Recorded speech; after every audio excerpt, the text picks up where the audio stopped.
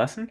So today we're going to look at solving equations, and we're going to look at ones with fractions. So, fractions, they're always fun things. So let's go through that. So that's the goal. Just stepping up our equation solving with some further, more complicated equations. So for these little minds-on tasks, if you're just watching this online, you can pause the video and just think about it. Maybe write it out on a scrap piece of paper, some of your ideas. I'll just continue though, assuming you've paused and done that. Same thing with this next task. Okay, so now I'll actually go through and solve some of these problems. So let's just remind ourselves of some of the key things about equations through these examples. So what we've done whenever we've solved equations is we've used opposite operations, is what I've called it. So whatever the operation is on the side with x, do the opposite thing to move it over to the other side of the equation, so that way we can get x by itself. So in this first example, we have 2 over 3, and we have this x as well with that 2 over 3. And we want to isolate for x. So in this case with the example, with our fraction, we can treat this like old equations, where we just take a look at what's happening with the 2, what's happening with the 3, those two parts, and do the opposite. So if you're looking at a fraction, well, the bottom of the fraction, that's just division. So if we want to move that over, that becomes multiplication. So you'd have 8 times 3. That's a time, so I'm just going to do a dot for multiplication in this case, just to not confuse us. That's 24. And then with the top part of the fraction, well, the top part of the fraction is like multiplication. So we want to move that 2 over, divide by 2. And x is going to be equal to 24 over 2, which is just 12. All right, that one was a simple case though. What if we have fractions adding on fractions? What do we do over here? Well, here we need to treat this like fraction addition. So we need to, as we've done before, find a common denominator.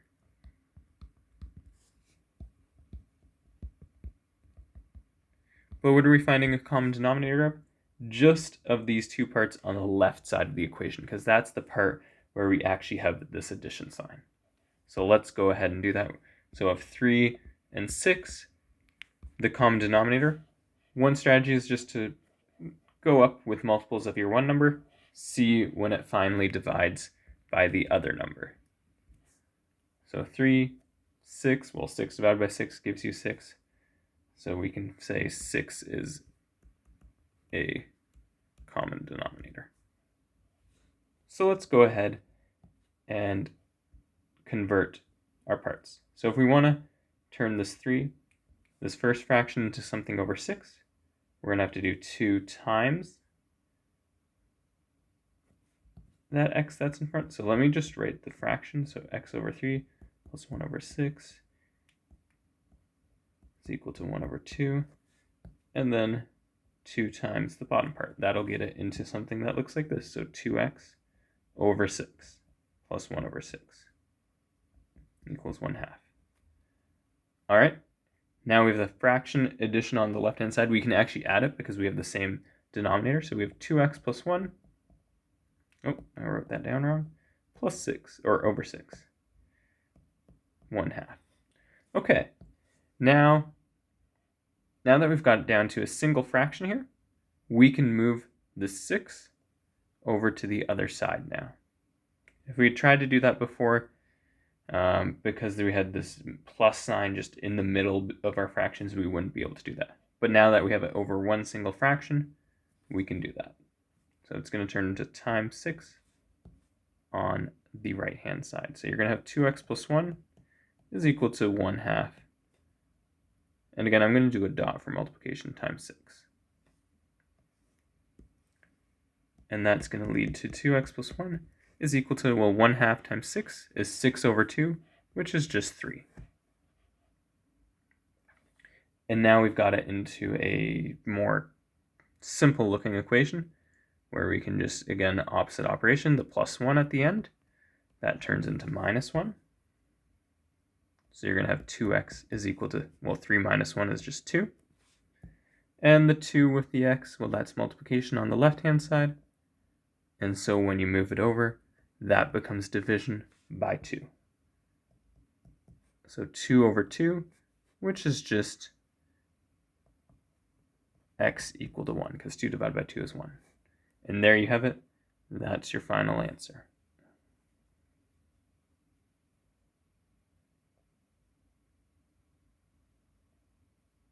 Okay, let's go through a couple more examples.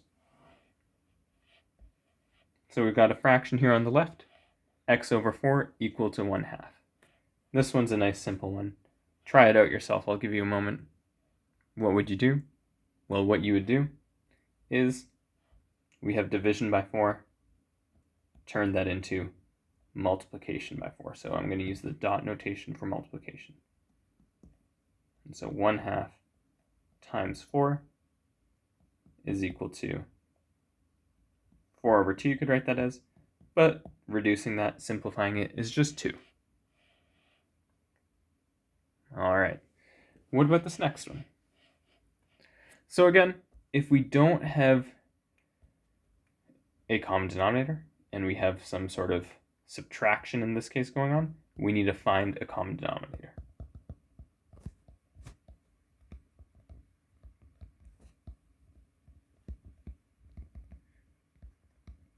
And a common denominator between 3 and 2, let's just go up with 2. So you have 2, 4, 6. If you double check, 6 does divide by 3. So you can say 6 is a, I'll do it short form, common denominator. So now what we want to do is take our fractions and convert them by multiplying each by whatever we need to multiply it by to get it to a fraction over 6. So 3 multiplied by 2, well, that will give you something over 6.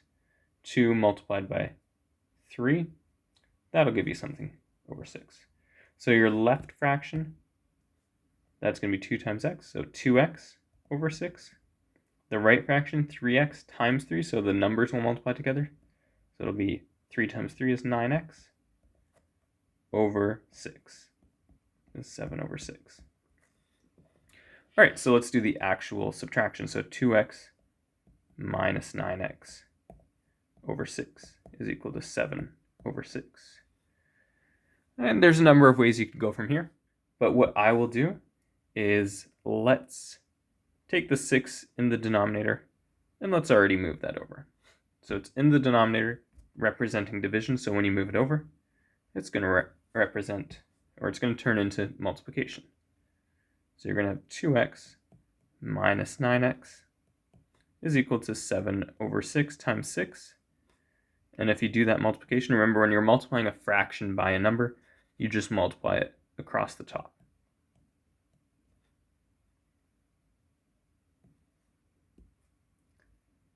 And what you will find is that actually 42 over 6 is the same as just 7. Simplifies down to that. Okay, next on the left-hand side, if we have multiple x's, we always need to collect like terms if possible. And what you'll see is, well, the x's are the same variable and have the same exponent as in a 1. So you can combine the numbers, so you can do 2 minus 9, and that will give you negative 7x is equal to 7. So we're just combining this term and this term. And that's because they both have x's. All right, and because of that, now that we have it down to one term, you have negative 7x. And remember, this negative 7, that's being multiplied by x. So I know sometimes it's tempting to think of it as subtraction there and to want to add that number to the other side. But we're looking at what it's doing to the x, which is multiplication. So we're going to divide by negative 7 in this case. And so if we do that, you're going to have 7 over negative 7. And let's just simplify that. You have a positive number divided by a negative number. So that's going to be a negative answer. And it's, well, 7 over 7, which is just 1. So it's going to be negative 1. And that is your final answer. All right. So again, we're making use of opposite operations, and just some of the key steps that might be needed when you're dealing with fractions is needing to find that common denominator. Once you do that, add it, subtract it like you would a fraction, and then simplify it using our equation solving techniques, such as doing the opposite operation. Let's take a look at one last pretty tricky one here, and then we'll finish the lesson with this. Okay, so for this pretty tricky one, we have brackets, we have fractions, we have everything here. So it's not quite that simple. So let's deal with the brackets first. We have a bracket on the left and on the right. And what we have in front is a number. Not only a number, it's a fractional number. So we're going to do the distributive property, which says take this fraction, multiply it by the parts inside the brackets. So I've done an arrow to 2x. So what that would mean is 1/3 times 2x. But that's not the only thing the distributive property tells us to do. It tells us, well, not only do we multiply it by that first thing, but take that 1/3, multiply it by the 5. So 1/3, multiply it by the 5.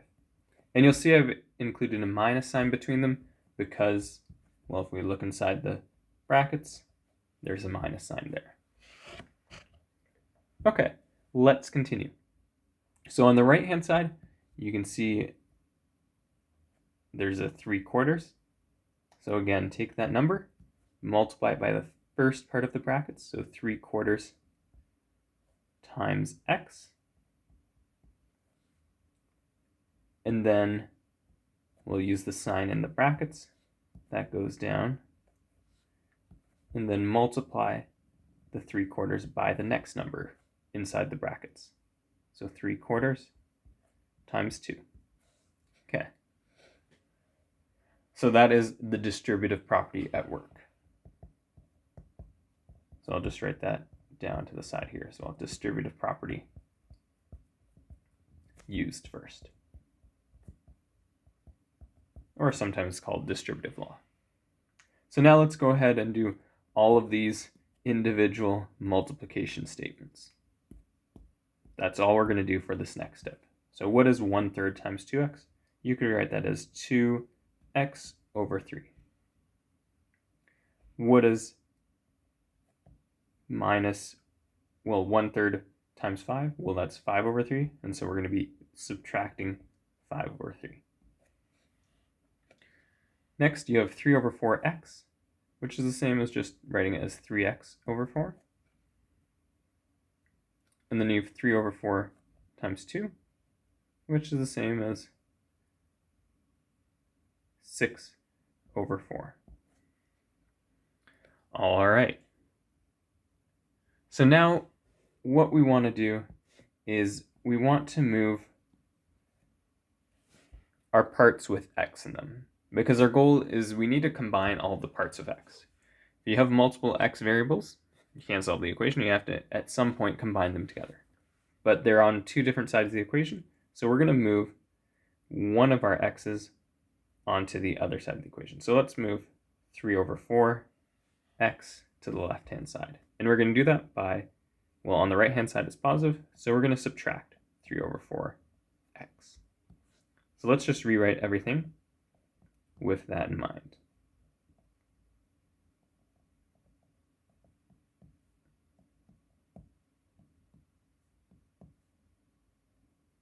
And as you write down the right side of the equation, you just have to make sure to leave that minus sign that's with the 6 over 4 in front of it, leave that there. So it's going to look something like this. Okay. What you'll also notice is we can actually move this 5 over 3 as well. There's no variable attached to it, so we're going to want to kick it over to the other side anyways. So we'll also do that, and that's going to become plus 5 over 3. So now let's write this equation down as 2x minus 3x, and that's on the top of our fractions.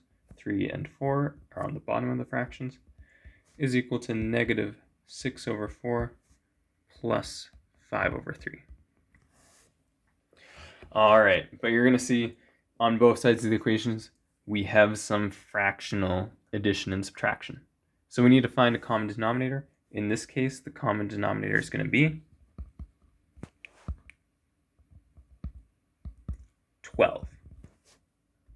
3 times 4 will give you 12, so that will work out. So we need to find a way to get both of them over 12. So to get 3 to 12, multiply it by 4. To get 4 to 12, multiply it by 3. And you can do the same with the other side because it's the same fractions, 4 and 3 as our denominators. So multiply the one with 4 by 3, both the top and the bottom, and the one with 3 by 4. All right, so it is a little bit of multiplication going on here, but just step by step do it. So 4 times 2 is going to be 8x over 12. 3 times 3 is going to be 9x over 12. And there's going to be subtraction between them. Next, you have negative or minus 6 times 3 is going to be 18 over 12 plus 5 times 4 is going to be 20 over 12. Okay, now we can actually go ahead and do our subtraction, combine these parts together. So you're going to have 8x minus 9x over 12 is equal to negative 18 or minus 18 plus 20 over 12, or yeah, over 12. And this time what I'm going to do is I'm going to actually do that subtraction. We can actually do that because on the left side we have like terms, so 8 and 9, the x's are both with them. So you just, in a sense, have negative 1x left over. So it's going to be negative x over 12. Negative 18 plus 20 is going to be positive 2 over 12. All right, let's just move things. Sorry, just got to get it to make a new page there. And we will move things down here. So we're at negative x over 12 equal to 2 over 12. So the final part is just, we're looking at the side with x. We want to get rid of everything on that side. So we can start with the 12, move it over. Right now you're dividing by 12, so it's going to turn into multiplication by 12. So you're going to have negative x is equal to 2 times 12 over 12, which is the same as negative x equal to 24 over 12, which is just 2. But we aren't actually done at this stage. The reason being is that we still have this negative sign in front of the x. How do we deal with a negative sign? Well, if you have an equation just like this, you can, in a sense, flip the sign of everything. So what do I mean by that?